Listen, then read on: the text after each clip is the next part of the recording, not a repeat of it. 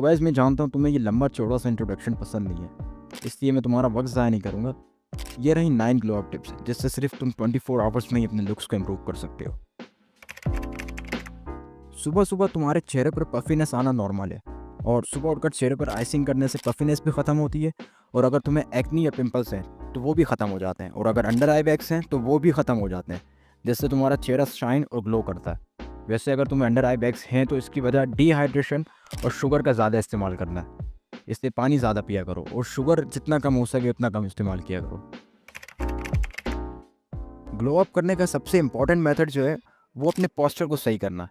अब बहुत सारे लड़के गर्दन झुकाकर मोबाइल यूज़ कर रहे होते हैं या कंप्यूटर चला रहे होते हैं या कुछ लिख रहे होते हैं या कुछ और काम कर रहे होते हैं, इनके पोस्चर की वाट लगी हुई होती है। तो सबसे इम्पॉर्टेंट है कि अपने पोस्चर को फिक्स करो।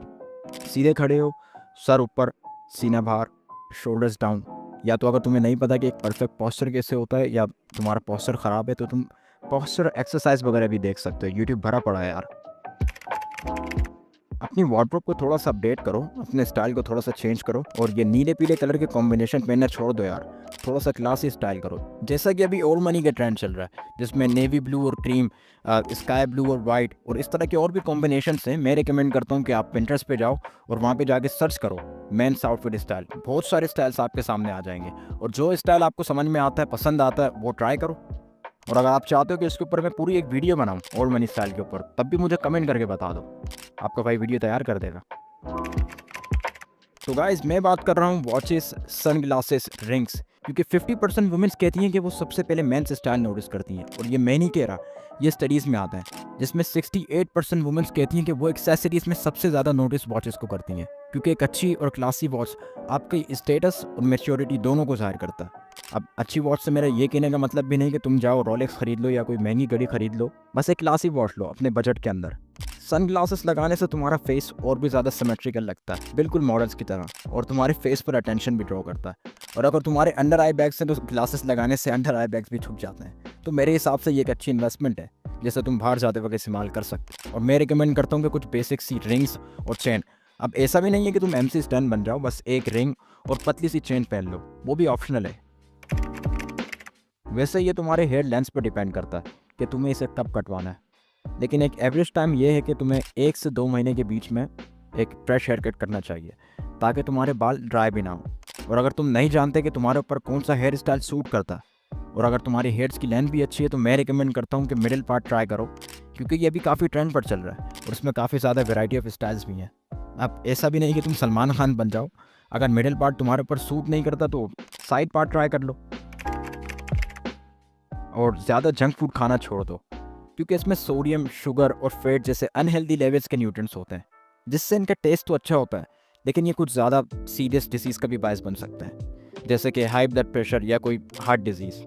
और इन्हीं अनहेल्दी न्यूट्रिएंट्स की वजह से तुम्हारे चेहरे पर एक्नी और पिंपल्स भी आते हैं। तो इसके बजाय फ़िश या चिकन या फ्रूट्स, वेजिटेबल्स जैसे हेल्दी चीज़ों को ट्राई करो, जिससे अगर तुम जिम जाते हो तो तुम्हारा एनर्जी लेवल भी हाई होगा।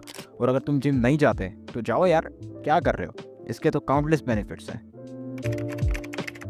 अगर तुम्हारी दाढ़ी और मूंछें हैं तो इसका भी ख्याल रखा करो यार कि ये फ्रेश और स्टाइल्ड है या नहीं, क्योंकि काफ़ी लोगों की यार दाढ़ी मूंछ नहीं होती और ये तरसते हैं इसके लिए।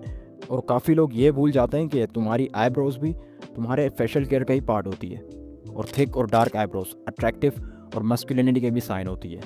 और अगर तुम अपनी आईब्रोज को थिक करना चाहते हो तो मैं रिकमेंड करता हूँ कि डेली रात को सोने से पहले रोज़मेरी ऑयल यूज़ किया करो अपनी आईब्रोज के ऊपर, जिससे तुम्हारी आईब्रोज डार्क और थिक दोनों हो जाएंगी।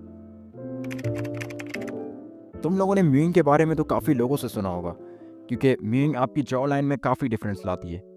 अब म्यूइंग भी एक प्रॉपर बॉडी पोस्चर की तरह टंग पोस्चर होता है, जिसमें तुम अपनी ज़ुबान को रूफ के साथ रेस्ट मोड पर रखते हो, जिससे तुम्हारी जॉ लाइन इंप्रूव होती है। और च्युइंग गम से तुम्हारे जॉ मसल्स स्ट्रॉन्ग होते हैं और फेशियल स्ट्रक्चर भी इंप्रूव होता है। ये देखो before and after results mowing के। जब तुम अपनी ड्राई स्किन पर परफ्यूम करते हो तो इस परफ्यूम की लास्टिंग ज़्यादा देर तक नहीं टिकती। अब ये ऐसा समझ लो कि तुम किसी ड्राई ज़मीन पर पानी डाल रहे हो, इससे मेक श्योर करो कि परफ्यूम यूज़ करने से पहले तुम्हारी स्किन हाइड्रेटेड हो। अब मैं तुम्हें एक हैक बताता हूँ। परफ्यूम की लास्टिंग ज़्यादा देर तक करने के लिए सबसे बेहतर तरीका ये है कि परफ्यूम यूज़ करने से पहले किसी बॉडी लोशन, मॉइस्चराइज़र या वेस्लीन से अपनी स्किन को मॉइस्चराइज कर लो और फिर परफ्यूम यूज़ करो। तो गाइज़ आज के लिए बस इतना ही, बाकी मुझे कमेंट करके बता देना कि अगली वीडियो किसके ऊपर आनी चाहिए। Peace out.